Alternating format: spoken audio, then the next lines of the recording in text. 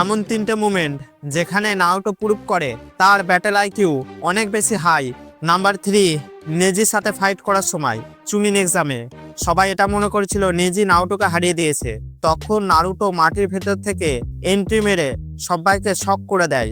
Number 2, পেনের সাথে fight করার সময় রিয়েল পেনের লোকেশন জানার জন্য নারুটো তার মধ্যে থাকা চাকরা রড নিজের মধ্যে ঢোকায়, মানে নিজের হাতের মধ্যে, যাতে রিয়েল পেনের চাকরা সেন্স করতে পারে। যদি ওই সময় নারুটোর জায়গায় অন্য কোনো শোনিবি থাকতো, আমার মনে হয় না এরকম কিছু করার কথা তার মাথায় আসতো।